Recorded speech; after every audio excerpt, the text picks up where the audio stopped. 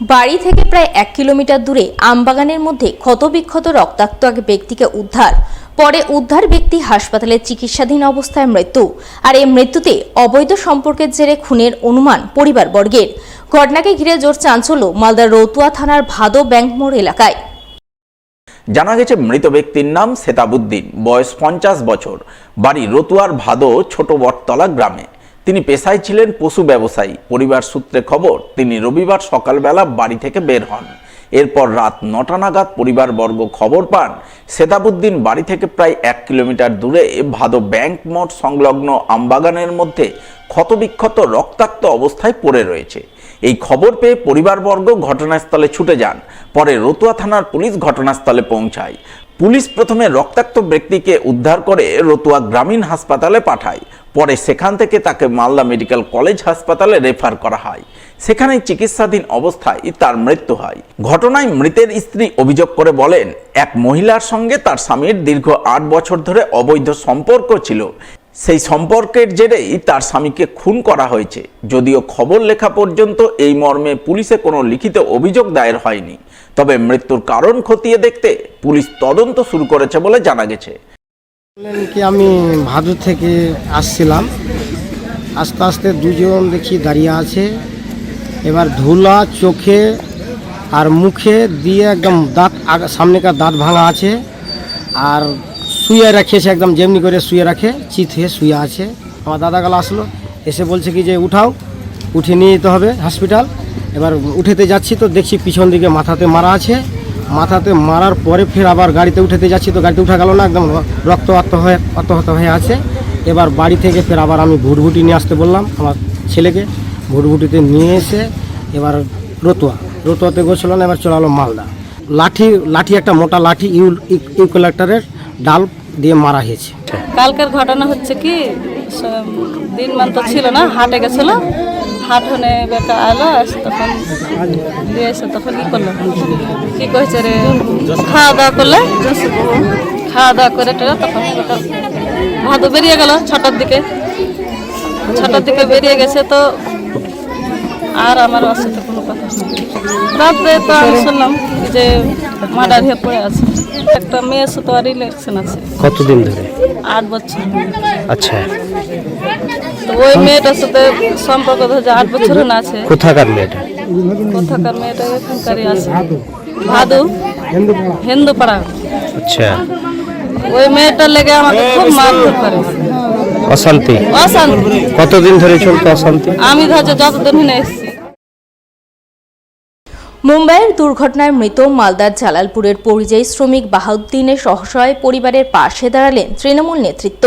মৃতের পরিবারবর্গকে সান্ত্বনা সমবেদনা জানিয়ে তাদের সব ধরনের সাহায্য সহযোগিতার আশ্বাস দিলেন তৃণমূল কংগ্রেস কিষাণ ক্ষেত মজুর সংগঠনের রাজ্য নেতৃত্ব। উল্লেখ্য, গত মঙ্গলবার মালদার কালিয়াচক 1 নম্বর ব্লকের জালালপুর অঞ্চলের ধারালা এলাকার পরিযায়ী শ্রমিক বাহাউদ্দিন মুম্বাইয়ে দুর্ঘটনার কবলে পড়ে প্রাণ হারান। এই মৃত্যুতে তার স্ত্রী 2 নাবালক ছেলে মেয়ে নিয়ে চরম অসহায় অবস্থায় পড়েন। এই খবর জানতে পেরে সোমবার মৃত শ্রমিকের বাড়ি যান তৃণমূল কংগ্রেস কিষাণ ক্ষেত মজদুর ইউনিয়নের রাজ্য কমিটির সদস্য কুরবান শেখ, সংগঠনের জেলা সহসভাপতি বাসিরুল ইসলাম, পঞ্চায়েত সমিতির পূর্ত কর্মাধ্যক্ষ কামাল হোসেন সহ অন্যান্যরা।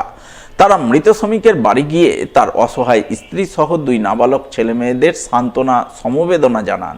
তাদের সরকারি সাহায্য সহযোগিতা পাইয়ে দিতে প্রয়োজনীয় উদ্যোগ গ্রহণের আশ্বাস বাণী শোনান।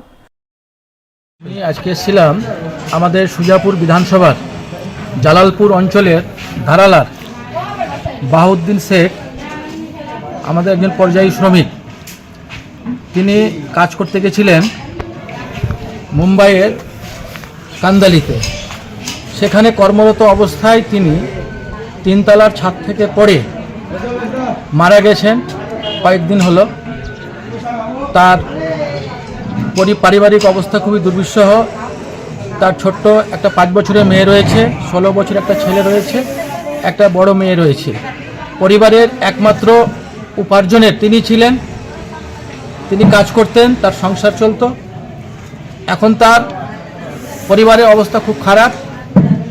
তার পাশে এসেছিলাম সহমর্মিতা জানানোর জন্য, এবং সরকারি যে প্রকল্পগুলো রয়েছে সে ঠিকঠাকভাবে যাতে পায়, তার সাথে সাথে যে কোম্পানিতে কাজ করছিল সেই কোম্পানি তরফ থেকে যদি কিছু তাকে আর্থিক আদায় করে দেওয়া যায়, এই সমস্ত সলাহ পরামর্শের জন্য আজকে এখানে এসেছিলাম এবং তার পরিবারকে সহমর্মিতা জানালাম।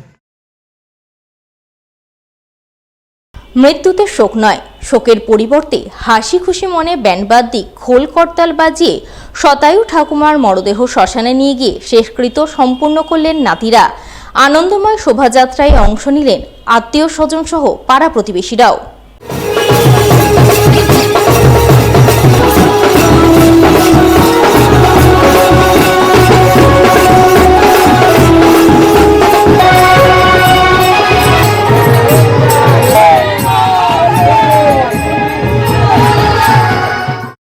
সোমবার এমনই উলট পুরাণের ছবি নজরে এলো মালদার হরিশ্চন্দ্রপুরের বারোডাঙ্গা এলাকায়।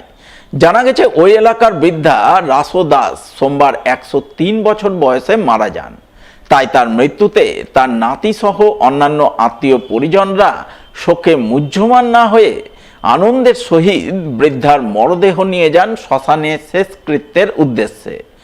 আনন্দের শেষ যাত্রায় ব্যান্ডবাদ্যি খোল করতাল বাজিয়ে পাড়া প্রতিবেশীরাও সামিল হন। সকলের চোখে মুখে আনন্দের ছাপ ফুটে ওঠে। মৃত বৃদ্ধার পরিবার বর্গ সহ আত্মীয় স্বজনরা জানান, রাসো দাস 103 বছর বয়সে মারা গেছেন। ছেলেপুলে নাতি নাতনি সকলের মুখ দেখে ভরা সংসার রেখে ইহলোক ছেড়ে পরলোক গমন করেছেন। তাই এই মৃত্যু তাদের কাছে শোকের নয়, আনন্দের। তাই ব্যান্ডবাদ্যি খোল করতাল বাজিয়ে আনন্দ করতে করতে মরদেহ শ্মশানে নিয়ে গিয়ে শেষকৃত্য সম্পন্ন করছেন। আমার ঠাকুরমার 103 বছর পূর্ণ হলো। হ্যাঁ, এই জন্য সবাই আমরা আনন্দ করে কোনো শোক না করে সবাই মিলে আনন্দ করে আমরা শ্মশানে নিয়ে এসেছি। হ্যাঁ, ব্যাংক পার্টি কীর্তন সব নিয়ে আনন্দ করতে করতে নিয়ে আসি। ব্যাপারটা হচ্ছে ইনার বয়স হচ্ছে 103 বছর বয়স। তো ইহলোক ছেড়ে পরলোক গমন করেছেন। তো আমরা গ্রামবাসী মিলে সবাই মিলে উৎসাহিত হয়েছি যে ইনাকে আমরা আনন্দ সহকারে বাটি সহ বাজনা সহ ব্যান্ড পার্টি সহ আমরা খোল করতাল সমেত ইনাকে শ্মশানে নিয়ে এসে শেষ যাত্রায় নিবেদন করব। শুনেন, আমরা তো এর বহু যুগে আমরা দেখেছি বা পূর্বপুরুষদের কাছে শুনে এসেছি যে মানুষ মরে গেলে পরে 4 জন মিলে নিয়ে আসতো শ্মশানে, তখন কোনো আনন্দ থাকতো না, একটা কান্নার রোল থাকতো। তো আমরা সেইটাকে চাই না। আমরা যেহেতু এখন নতুন যুগে বাস করছি, নতুন ভাবনায় আমরা ভাবিত হচ্ছি, সেই কারণে আমরা ভাবছি যে না, মানুষের যাওয়া আসা তো লেগেই থাকবে, কেউ যাবে কেউ আসবে। তো আমরা সেটা চাইছি না যে আমরা এই জিনিসটা বেদনাটা আর ভোগ করি। দেখে আমরা এই যাত্রাটা শুরু করলাম। এটা আমাদের প্রথম, এটা হরিশ্চন্দ্রপুর বারোডাঙ্গাবাসী আমরা এটাই আমরা প্রথম করলাম, এর আগে কারো হয়।